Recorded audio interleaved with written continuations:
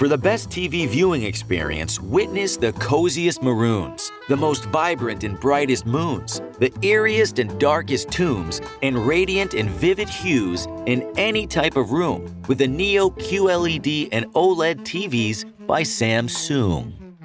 We're supposed to say Samsung, but that didn't rhyme, so you're welcome. Samsung, more wow than ever. Thanks for choosing this free Anfield Index podcast. If you'd prefer to listen to this or any of our other shows without adverts, then now's the time to check out Anfield Index Pro. With AI Pro, you can supercharge your entire listening experience.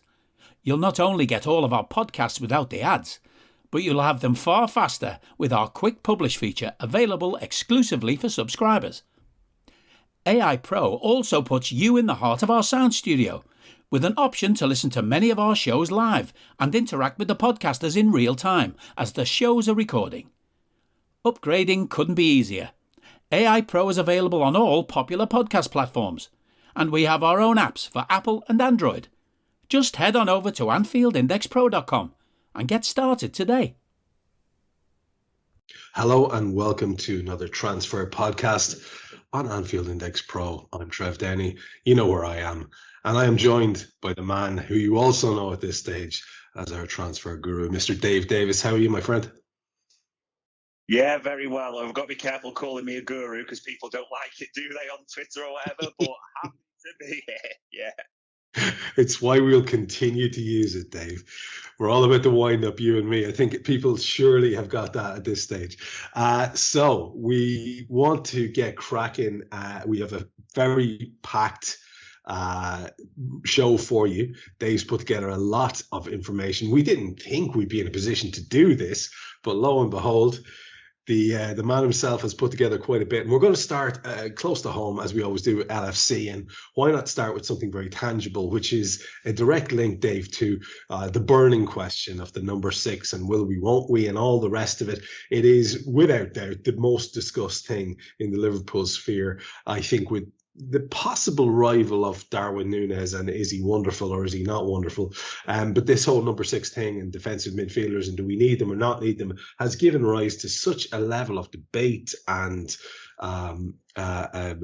incredibly profound think pieces that we should really touch on it when Klopp does. Because in the press conference today, which of course is one of your specialities with the show that you do, you have to listen to them in detail. There is some information from our manager in relation to the 6, in relation to Alexis, and I know you want to name drop as well a former Anfield Index adjacent and Twitter good old boy of ours in this too. So have at it, my friend. Yeah, it's an interesting one. It was almost a monologue the other week that Jurgen Klopp did with himself, Trev. It was fascinating. I've never seen him do that, where he almost asks the questions to himself and then answers them. It's almost like, am I Jurgen Klopp? Yes, I am. Am I manager of Liverpool? It was the weirdest sort of back and forth in a big segment, but it all related to McAllister and very much. Again, you have to be careful because we know Jurgen plays games, we know how things work, but it was very much about McAllister and talking about, I like him in the 6. It gives us an overload. It creates us the extra body. It allows so many things. But he did it in a style of, do I like Alexis in the 6? Yes. Does he contribute well? Yes. And it was a little bit bizarre in a strange way, but a lot of people, and I kind of got an inference from that because, like you, we've been like, where's the Kamara talk? Where's these 6s that we're all wanting? That he actually likes this a lot more than I initially thought. And a lot of people thought that maybe fallen by accident, couldn't get Caicedo, all the talk we've had before. But he seems quite almost hot on this now. That was a lot of inferences made. And yeah, to be fair, because it is important to say this, Sam Maguire, so hello Sam, if you're listening, name check him, has written about this previously at great lengths, that the McAllister thing is by design, not by fault, by lack of options, that type of thing. So, and you can imagine there's been a lot of reaction, shall we say, or thoughts against that. But in a bizarrest way, a lot of what Jurgen was almost answering to himself linked to what Sam had put in his article. So if you've not seen it, guys, I would recommend, digging that one out, having a good read of it in that regard. But I don't think this is what people want to hear necessarily, Trev. I don't think it's what people are liking. It doesn't mean it's definitively the truth. We know how Klopp likes to play these games on occasions, but it just nudged that barometer the other way against the 6 coming in Jan, put it that way. Yeah, I remember reading those comments with great interest. I didn't get a chance to hear it live, and often you do miss out on nuance if you don't get a chance to hear the words. And obviously I've read Sam's piece as well. Not one of the ones I was including in the Galaxy Brain bracket. I've a lot of time for Sam as a writer, and the idea that was floated there, I think it's interesting, Dave, because it reminded me of something that you were coming out with about the defence back in the day when we're heading into the towards the end of the summer window, and you were saying, I think this guy might be happy with this bunch of defenders. We all think, because we've all got our Football Manager caps on, we all think that we need a left-sided centre half come fullback type. Maybe Jurgen doesn't. And as it turned out, none arrived. So we have to suggest that perhaps that was the case.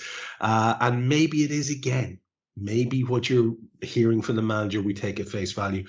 What I think as a transfer show, we would be silly if we didn't point out what you just did, which is that Jurgen does love to absolutely talk a tremendous amount of twaddle at times. Is it to disguise? Is it just to get through the conference, get to the end of it, whatever it happens to be?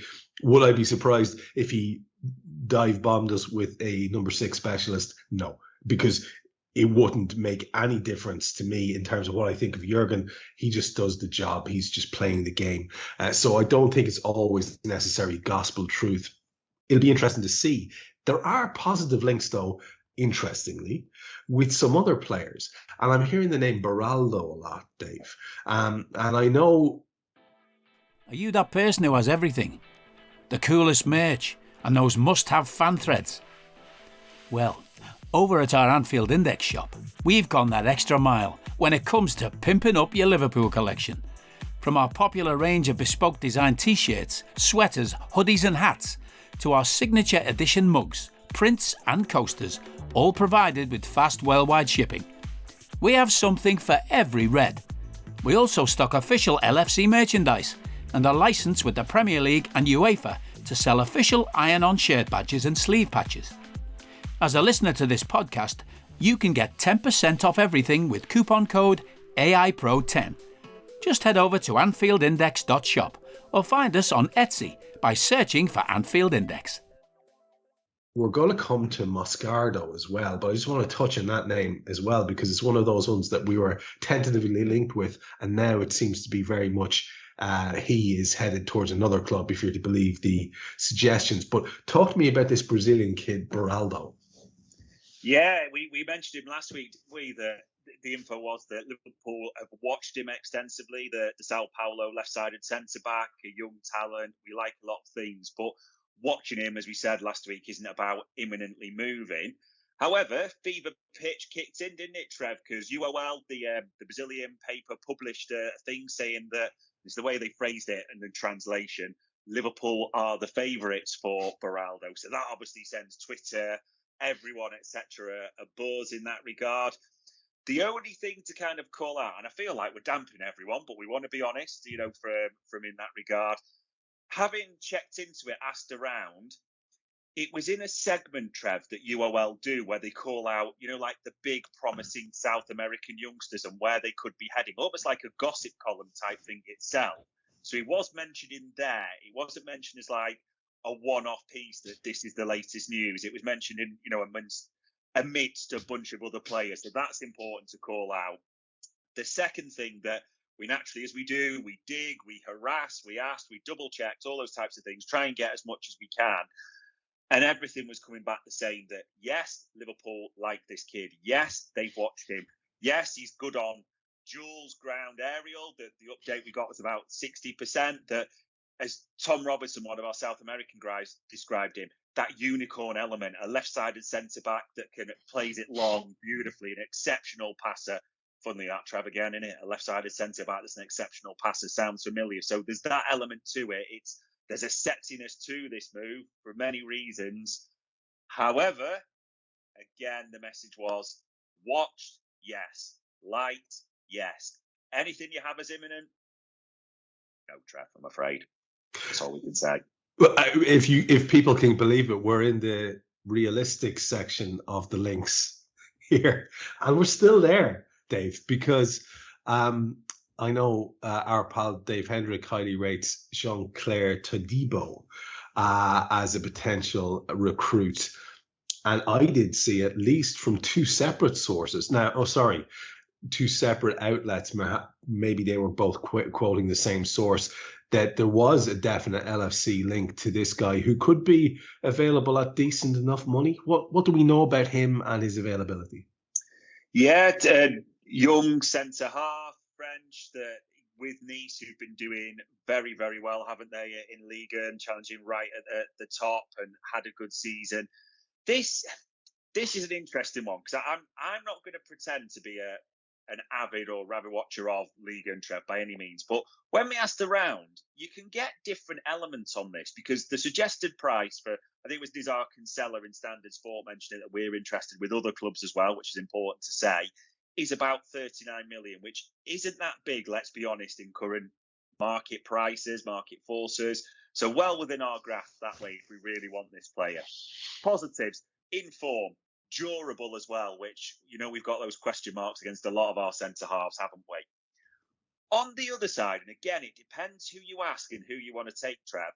I'm not going to pretend I know the player inside out, but another journalist sort of said to us that the only concern against Todibo is, and I don't know too much of it, but he did have a bit of a checkered history at sort of Barcelona, Benfica, the way he left. I won't pretend I know all the insides and outs of that, but that's something that's just question mark against him at the top level. However, the other thing to bring in, there's other articles of journalists say where Arsenal like Todibo, Spurs like Todibo, United especially, if that Ratcliffe link comes in as well, like Todibo. So we know we want Liverpool to get a centre-half. We know that. And there is positives, but again, feels like we're almost ruining the suspense. For everyone we're asking doesn't mean it's always right, but everyone we're getting is understandable why imminent there that we have at this moment.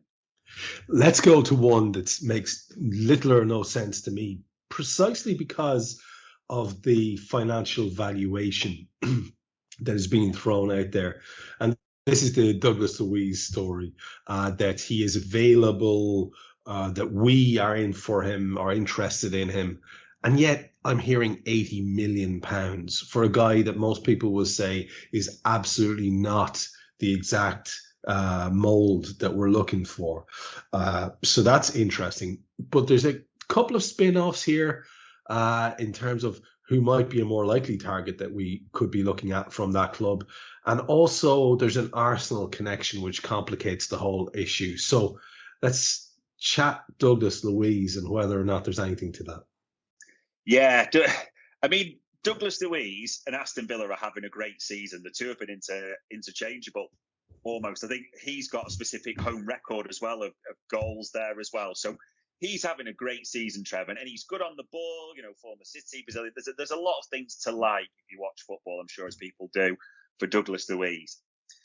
The thing for us, again, when we started asking around is that, and even talking to a Villa fan, they're very much on the side of he's been good, but he's been good because Kamara's form has also almost released him further forward in that sense. It's not like he's a classic six that we might be wanting. People have different opinions on that. The other side to that, Trev, is actually when asking around about Luiz, the other thing that's come in, 80 million is fanciful at best, let's say that for a start. But there's a lot of talk around Kamara and is there a release clause in the summer? There's a lot of journalists doing digging, not getting concrete answers about that. So that was probably a player I know we've talked about before as well that seems more likely for Liverpool. So that's one to keep an eye on. Is there a release clause? Not that we know that. I could say we've had that confirmed definitively, but it's a question that a lot of journos are trying to kind of get answered or something nailed on. The only other thing we really got on Luiz, Trev, is Arsenal. They tried to buy him once before. It didn't happen on deadline day, but from fishing around, they apparently have a concrete interest in the player. And obviously there's been a lot of talk around Thomas Partey and his future.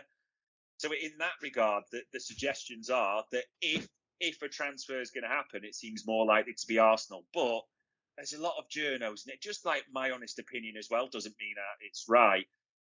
Villa are going great guns. He seems settled there. He seems to be doing well there.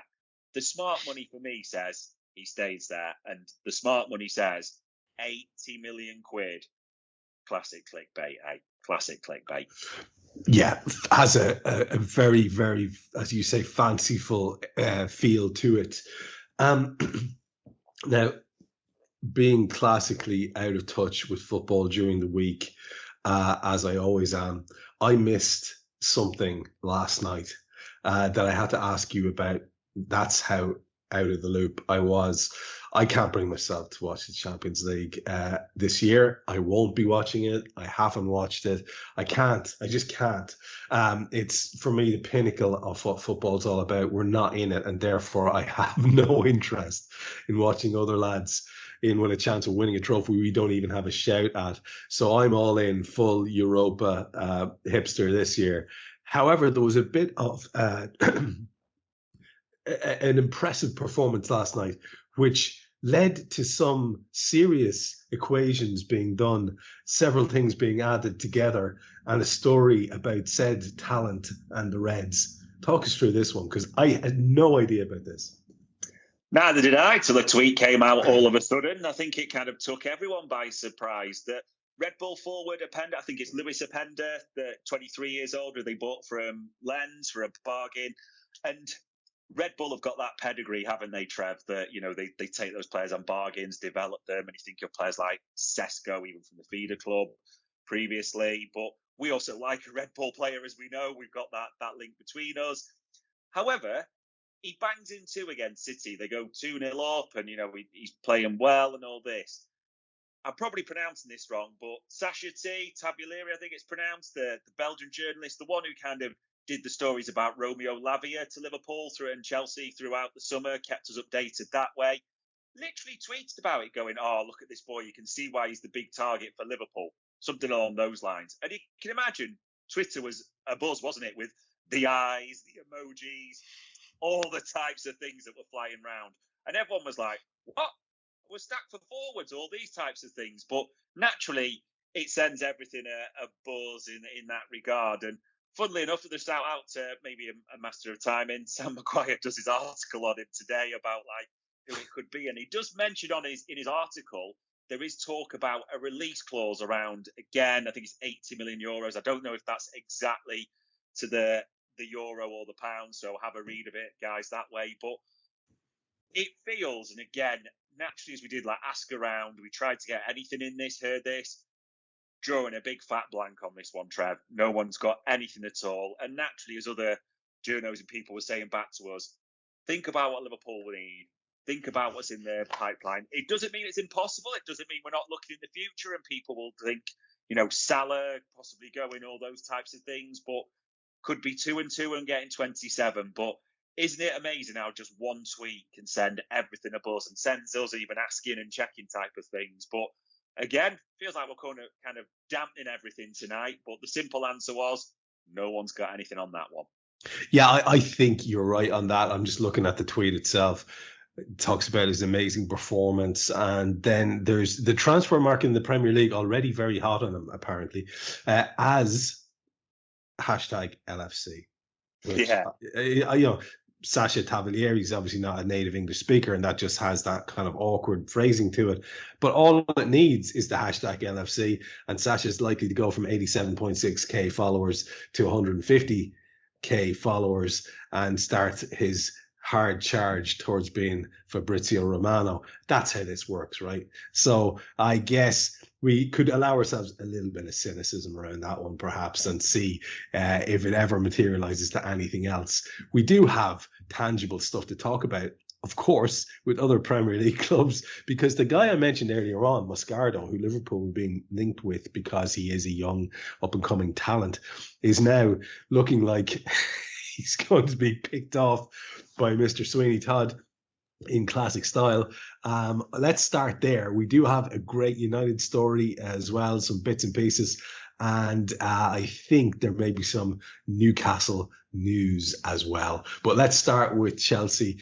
We knew, Dave, this guy he's not going to be able to sit in his hands. Even if Pochettino says, hey, I don't need anybody else, or if Pochettino says, I need X, Y, and Z, he's going to go and do whatever the thing he wants to do is. What are we hearing about this Moscarda link? Is there anything to it, do you reckon? Yeah, I mean, we talked about it before, the young Corinthians, and viewed by a lot of people in South America as like the next elite talent. I think it was said that after Andre, he's going to be the next one, cab off the rank, so to speak. And It looks like he's going to go early because of the nature of what his agent's trying to do. Very young, but a young elite talent. That's how he's viewed in the South American market. David Lynch said, obviously, on Media Matters, again, it's a player that Liverpool have definitely looked at, definitely have interest in. Again, anything imminent? Not that, again, we've asked around, we've been able to sort of pinch anything. And then all of a sudden, quite a few outlets start running with Chelsea. Chelsea are favourites for this. Chelsea are really keen on this player. And when I heard that, I thought, thank God, Trev, by the love of Christ, Sweeney Todd is listening to us, because Pochettino's going in there and saying, I need a striker and maybe like a right back, but I don't need too many more. The squad's already bloated. And it just made me think, hopefully Sweeney Todd has turned around and go, I get that, Mauricio, but have you thought about another holding midfielder? And literally that bit, because I know we've got Lavia to come back. I know there's Caicedo. I know Chukwu was, here, and we've got others like Santos on loan at Nottingham Forest. But what about another number 6 style youth talent? And made me think, please tell me Sweeney is just doing the Sweeney things that he does. But yeah, there's quite a few outlets have got this. Now, the interesting development at Klopp today is Romano said that Chelsea are interested, but there's no plans to make an imminent move. So that's an interesting one. And he's also bought PSG into the mix as well as a possible option, which it seems possible. This is, we're talking about an elite youth talent, but you're also thinking, they've got Ugarte. They bought him in the summer, so it would be not impossible, but a bit of a strange move that way. In my personal terms, doesn't mean it's right. The key thing that we're getting is the agent is very keen to get him to Europe this January. Young age, so people talk about, is he ready, that type of thing. But full expectation is he comes to Europe. The likelihood seems to be PSG or Chelsea. And from the other suggestions that we've had, the wages, the package, let's put it that way, might well be what we consider steep, shall we say, for an 18-year-old as well, which is almost a shame a little bit for me. I know will be for other fans. He does seem a youth talent, but I'd be astonished if it's us that he ends up at now. Have to be honest on that. Especially with the other lad involved, if there's any truth to that at all, and it feels like it would be remiss of us to allow an entire show to go past with a quote from the good book. And as it says directly in the letters of St. Paul's to the Corinthians, Sweeney's going to Sweeney, and that's just how he rolls. And I can't wait for more of it, because we rely on it heavily for subject matter here, as we do in United and the clown show that continues. I don't even know where to start these days. Normally in the bad old days, you'd be lucky if you could find one thing to tease them about. But it almost feels like bullying at the moment. It's just endless. However, we know that any window that opens up means United are going to be in there with the potential to do some business. The investment thing is an issue. It seems to be unsettled as yet. I want to hear your take on that, what you've got on that. And I imagine then, perhaps not, but you imagine that's having a bearing on the potential for January investment. And of course, we know that they rocked into this season with some players that were seemingly on the verge, high-profile players. I wonder, after a settling couple of months, if those players might start to feel that animosity again, or if the club might be as anxious to get rid of them again. So there's a couple of things going on here, purely just with the transfer thing. We'll leave all the other stuff on the table and talk about that some other time. But for now, the investment angle, what's going on there? And is there any chat about whether or not that's specifically linked to their hopes for January recruitment? And what about outgoings, Dave? Hello, I'm here to annoy you. I'm here to annoy you into listening to more of me and more of others on EPL Index. We don't just have the Anfield Index stuff. We've got EPL Index as well, which covers the entirety of the Premier League. And we have 3 podcasts and a whole bunch of really good writing on EPLindex.com. The podcasts are my own two-footed podcast, which is every day at 4 p.m, Monday through Friday, covering the whole league. We have A Tad Predictable, hosted by Todibo. You know Todibo, he does Anfield Index. He presents A Tad Predictable before every Premier League match week. And then Kevin De Vries and his crew on the EPL Roundtable, they're every week after the Premier League match week. So make sure you listen to everything we're doing on EPL Index and follow us there on Twitter at EPL Index. Thank you. Bye-bye. It's the strangest thing because I actually thought, Trev, I'd missed it somewhere. United must have completed this minority and I've just missed it somewhere in the news because obviously the deadline, we're on our 56,000 deadline by now, it's going to happen by. But there was all the talk about Thanksgiving. That was the big thing for our, American cousins. That's going to be the date they want it done by, the Glazers, etc. Still nothing, Trev. Still nothing officially announced, completed that way.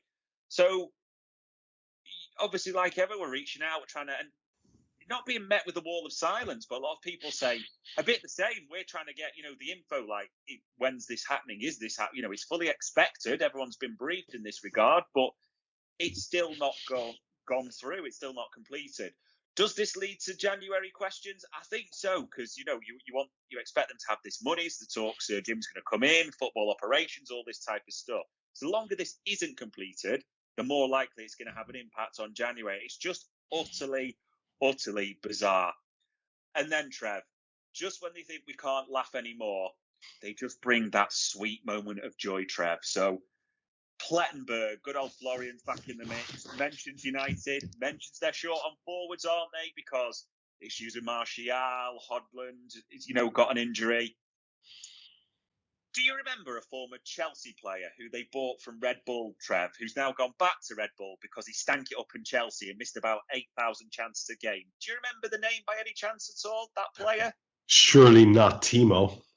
Good old Timo. United apparently are looking at Timo Werner. That's the words of Plettenberg, the article, and the financials involved. I mean, what would be more United after the Wout Weghorst type of thing than getting someone in like Werner? And this isn't to disparage a player, but he's gone back to Red Bull having not worked out at Chelsea. He's not having a great time there. He's not a regular there by any means.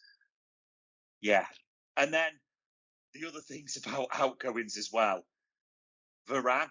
Varane's the big talk, isn't he? I mean, he's not playing. Ten Hag said it's for tactical reasons. I mean, if anything tells you that you're on a sticky wicket, it's when Harry Maguire is playing ahead of you for tactical reasons, Trev, as a centre-half. And think about Varane's pedigree. Think about what he's got. Think about Varane's wages, which are astronomical at United, as we know. So key that with Bayern are actually looking for centre-halves. Freund, the big guy there, has confirmed it. They're looking at quite a few defensive options. So Plettenberg's mentioned it as a possible, not imminent, but looking at the option.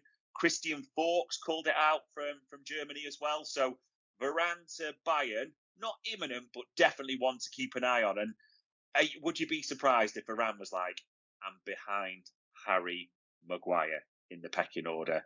Forget the jungle, get me out of here type of thing. Although at the same time, he's on massive wages, so that will complicate things. But it just screams everything that we love at United. A mess. Simple as that, Trev. An utter mess. Do you think there's potential for more mess in that? Is it possible? Has Maguire's situation, has he found himself totally rehabilitated now? Because he really was one that was being heavily linked with the gate in summer. Again, I'm not following them as closely as others, but I know he's very much back in favour. I wonder, is that a long-term thing, or is there a possibility he might jump again now? Or what are we hearing there in terms of whether or not he is currently settled? Fully Right. settled there, Trev. And even Ten Hag's talked about how well he's, performing, that he's in the team, as I say, or others out the team for tactical reasons. So that's the validation there. I mean, for God's sake, Trev, you had a Ghanaian minister declaring in Ghanaian parliament about how Harry Maguire is a good player and we got it wrong. So that, of course, means he's a good player all of a sudden. Love this, Trev. And this is not to sort of be a full-on attack at Harry Maguire, don't get me wrong, but nothing could be more typical. And people even looking at United and saying, oh, look at the form table. Like, they're fully back up there. I'd love them to believe that. Our biggest fear, like we said, is United get this money. Radcliffe takes full control of operations and actually gives the keys to someone like a Michael Edwards or a Paul Mitchell. We do not want to see that happen. So why these type of things roll on and the circus show is on display, we'll make hay. Simple as that. Yeah. That guy having to apologise to Harry Maguire after what was one of the funniest things you've ever seen, which was the initial clip where he was talking about the economy being Maguired. It's fantastic. Oh God. Well, fair play to him. He did show some. Morals, I guess, to say sorry for his terrible lapse. We got one last story here, which is a player that has been linked with multiple Premier League clubs, and you'll have to explain a little bit about him to your in the dark colleague here a little bit. I'm aware of the name, but very little else. And there are some at least semi-tentative links from some semi-respectable journals. What's this final story in the Premier League for us?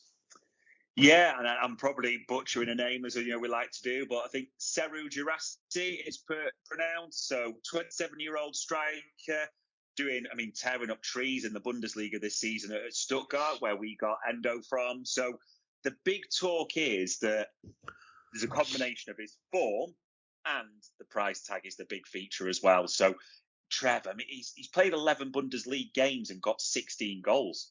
Literally Harry Kane style standard. He's got 2 hat tricks to his name. So naturally he's a player that comes into focus. I'm not going to pretend I'm an avid Stuttgart watcher or know him inside out, but just those pure goals to games is going to grab headlines, isn't it?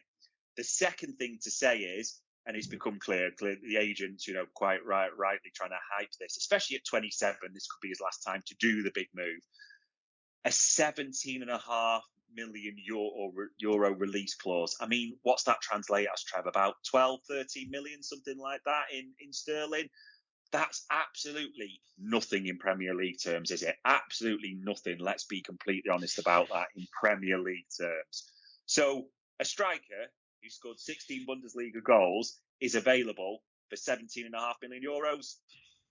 The links are easy to make, aren't they? But again, chasing it and asking around, that there's a lot of interest from the Premier League, that Newcastle, Spurs, Arsenal, a lot of teams looking for strikers are very interested. Weirdly, Falk did a piece on him where he said Newcastle are the red-hot favourites, which, this is opinion, doesn't mean it's right, but a team that's got Isaac and Callum Wilson, would they want I know they've got competition on all fronts, don't get me wrong, so that would surprise me, but then again, it wouldn't surprise me if they were offering a very attractive package, because it's a set release clause, isn't it? So I suspect the smart money says Big Seru comes to the Premier League for a set fee, but big wages, and it'll be a question of who wins that race.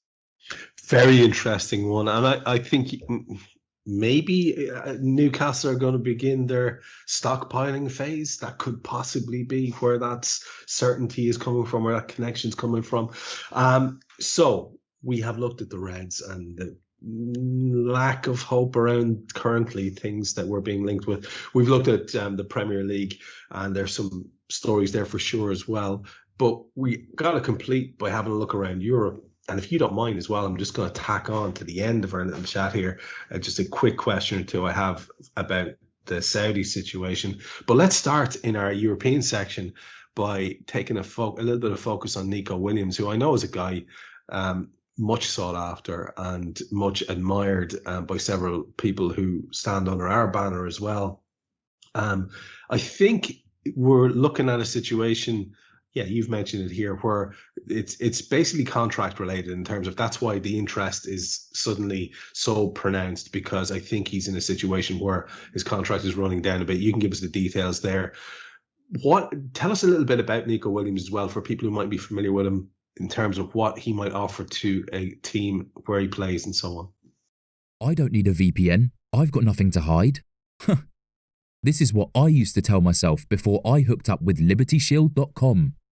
Not only is my home internet now fully encrypted, but I can now access all the websites I want, whenever I want, and do so from absolutely anywhere. As a Liverpool fan, I love to know I can now watch every match, regardless of whether it's on UK TV or not. My Liberty Shield VPN makes sure nothing is blocked and guarantees me super fast streaming speed throughout that match.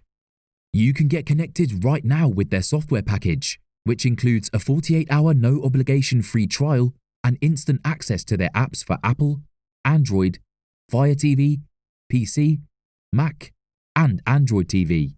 Or go a step further like I have and get one of their pre-configured VPN routers. These small but powerful devices allow you to easily connect every device in your home to VPN, making it the perfect solution for smart TVs, mag boxes, and games consoles. Visit LibertyShield.com today and use coupon code AIVPN25 to get 25% off at checkout. Yeah, predominantly a right winger, young Spanish international. People, if you don't watch him, and people might well know, but brother of Nico Williams, another Bilbao, so that sort of Spanish Basque profile there. So very, very well known in world football, European football, I should say, by the big clubs. Key thing about him, Trev, obviously, pacey wingers, good attackers are always attractive to clubs, aren't they, in that regard? But about to be in the last 6 months of his contract, and this has been, discussed by quite a lot of journos linked for a while, and a lot of the big clubs are naturally sniffing around, because if you can get a player on that calibre, that potential for free, just why wouldn't you type of thing? It's that straightforward. So a lot of the big clubs are being linked. Naturally, the Barca's Real in Spain, we have been mooted, and a few others in that regard. The interesting thing is he's been quite public on this. He's spoken on it a few times, and you'd kind of think it's does this mean he's leaving? But he's talked about a few times that Bilbao know what I want. You know what he wants, and we're speaking this type of thing. So I won't pretend I watch him every week, but naturally we reach out, we harass, we ask around. And the detail that we're getting back, Trev, is there's an expectation from a lot of journos that this ends up in a renewal at his current club. Despite all the talk, this is all a bit of a negotiating position. He's happy there, family there with his brother, all that type of thing. So until he signs that, naturally, Europe will be a furore, and he's about to enter the period when he can speak to clubs outside of Spain, can't he, and he'll agree a pre-contract. But the big expectation, and we'll find out probably soon enough with this, is that it ends up with a renewal. But we won't have to wait that long, we suspect, to find out, in all honesty. Yeah, as you say, much sought after, and those stories will continue until they don't, for sure, because one of the premier young talents on the continent. We have also at Dortmund a bit of a situation going on there with one of their talents. Talk to us about that one, because again, this is a name that will be sort of familiar to a lot of people, and maybe not for those who don't really keep too much of an eye on European football. What's the story there? Yeah, so Daniel Malen, the Dutch forward, so moved from PSV to Dortmund, and like you said, a name that might be familiar, was linked with Liverpool not so many moons ago. The big news is, they say big news how you want to apply it, but it's kind of seen as quite big on the continent. He's changed his agent. He specifically moved to the SEG group, which people may not be familiar with, but they have a particular penchant, Trev, for moving players to the big clubs in Europe. So Cody Gakpo, member or a client, I should say, of theirs in that regard. So there's a lot of suspicion the agent change has been in regards to a contract that runs till 2026. So come the summer, he will have that classic 2 years left to go. With his age, with his pace, his profile, could well be set for the next step, shall we say, or a big move to, naturally, the Premier League's been mooted, as has Liverpool, because he can play on that right side of attack. He's pacey. Sounds a bit familiar, doesn't it, Trev, that way? Doesn't mean naturally that will happen, but there is naturally a bit of a buzz. Why have you gone to that group? Why have you changed? Especially with having been talks about renewal, and that seems to have gone quiet. So maybe not one for right now, but especially in the summer, Malen, one to keep an eye on, definitely. For sure. And again, like I say, there would be many takers, as there would be for Mr. Frimpong, were he to be available. What is the story there? Because it is our last specific link that we've got in the European section. Yeah, Frimpong went from Celtic to Leverkusen, and under Xavi, we love Xavi. He's been doing great guns there. But especially the two fullbacks have come into sort of not contention, but into the spotlight more. People may say, I already knew Frimpong, that's fine. But Frimpong on the right, Beraldo on the left, a bit, really tearing up trees. And that's why Leverkusen are right near the top of the table under Xavi. The big thing about him is there's been talk, and obviously a lot of clubs are seeking right-backs or quality right-backs, aren't they, with pace, that type of thing. He's known that he has a release clause, Trev, in his contract for 2024. He's well known sort of within the big European clubs. So the likes of Arsenal, United, others. I can't really see Arsenal, don't get me wrong, because they bought Timber and, they got Tomiyasu. But United and a few others, even Liverpool have potentially been mooted. But a player that's almost a good, youngish age is doing really well at the top of the Bundesliga, looking to make the next step, obviously working wonders under Xavi. It would be a surprise if he starts next season at Leverkusen, let's be honest on that. So the release clause is known. Again, it's not going to be anything for this January, but come the summer, fully expect that move to happen as well. Yeah, that's absolutely one to watch. And I just don't want to let it go, because we've not done one of these shows in its current iteration without mentioning the disruptor. And just because it's gone quiet doesn't mean it's gone quiet, if you know what I'm saying. There are less and less stories, and yet it's not any less of a reality. And we have a window coming up. And, we may be lucky enough to avoid another rattling of Mo Salah's cage, perhaps. But other clubs won't be that lucky. And we might get away with the Salah thing, but they may come for somebody else. And it's gone so quiet, Dave, that I find myself very rattled by that. It's because it's gone so quiet. It means either that they're maybe getting a little bit more circumspect in the way that they go about their business or think about their business, or the whole project is falling apart as Bobby and Stevie and Henderson play in front of 600 men and a dog. I don't think it's that last one. So I'm curious what you're hearing. I mean, all I'm hearing is stories about people who definitely won't go to the Saudi League. I mean, Bernardo Silva recently came out with a story about why he turned it down. David De Gea has come out and made a very strong pronouncement about it. I think he might be looking to join Inter Miami. I've heard that story. Bruno Fernandes, again, was another one who's coming out and talking about why he probably wouldn't. But I'm hearing Luka Modric all of a sudden might be open to it. Now, again, these are stories you have to go looking for. But if you start looking around at clubs and you start thinking, okay, let's take a crowd that we spoke about earlier on, Jadon Sancho at United. I mean, that seems to be an untenable situation. What does he do? Does he go back to Dortmund if that's actually a thing that's open to him? Does he pick another European club? Or does he say, screw this, I've lost X amount of months of my career, I'm going to get a payday, and then I'll tear it up out there and move on. These things have to be a factor, surely, Dave, even though it's gone quiet. Yeah, it's an interesting one, because especially, last summer, this just gave us weeks and weeks of material, didn't it? The stories flew out almost every second. It wrote itself. It made it easier. And this is, you're right, it's the first time we've almost had to go searching, asking about it. Now, the big thing that seems to be the focus, and this is again, only I'm not a Saudi expert by any means, it's just based on the information that we managed to get in the last week or so.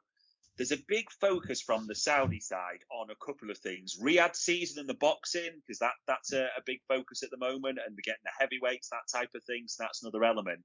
The big focus from football side, though, Trev, is the Club World Cup that's coming up. And I don't know the exact dates, I haven't got the exact schedule for you, but the big focus from the Saudi side is apparently the Club World Cup and gearing up towards that and how that presents. So it's not that they've taken their eye off the ball. It is very much expected again. They will make moves and see what's available in Jan. But because of those sort of other things going on, the Club World Cup, Riyadh season, the boxing, and naturally their Olympic bids come out, it's spread around. They've got a lot of things going on, haven't they, in the Saudi sporting world, and people will make their judgments over that. But that's the info that we've got at this moment in time. So whilst there's nothing that we're getting this player and this player, there is a full expectation that almost once those other things get sort of sorted or move forward, they will ramp up again. To what extent, we don't know, but they've got a lot of plates spinning, as it was put to me this week. So once some of those calm down, we'll probably see movement that way. Now, we're all about the spinning plates on this show. It's what we like to observe. Multiple stories, multiple angles, and we try to pull them apart from every which way. Dave does a hell of a lot of work in the background here, talking to people, reputable people, and finding out whatever information is there to be found out. When we present you with stuff, it can be frustrating, perhaps, if it's not fact, but we can't have a fact. We can have the closest thing to accurate information that we have available to us on the back of Dave's sterling work. That's what we do here. Hopefully you enjoy it. This has been another out of season transfer special, but it's getting towards that time again, isn't it, Dave? So we are very much enjoying when we have enough news to put one of these together for the people, that they can have a little listen to the latest rumours. And so it leaves me to let you finish with the last word as ever, my friend. Yeah, hopefully we, as we move into the period, we'll get all we wish for, like 1 holding midfielder, 6 defensive signings for Chelsea, 12 Harry Maguires, all those types of things. But I think we're going to have plenty to talk about in the coming weeks, mate. So looking forward to it very much. And a partridge in a pear tree to wrap up Dave's list there. I've been Trev Downey. That was Dave Davis. This is the Transfer Podcast on Anfield Index Pro. We'll talk to you soon. We hope you enjoyed listening to this Anfield Index show. Please be sure to subscribe to our channel so future podcasts find their way to your device automatically. There's nothing quite like fan engagement, and we'd love to know what you think of anything discussed on this show. The best way to get in touch is over on our free Discord community, where both podcasters and listeners debate the hottest LFC topics 24/7. Sign up free now at anfieldindex.com/Discord. You won't regret it. You can also follow us on Twitter at Anfield Index and find us on Facebook by searching for Anfield Index. Oh, and before you go, we'd love it if you could leave us a 5-star review on your favourite podcast app. It only takes a couple of seconds, and it means the world to the people who create these free shows. Sports Social Podcast Network.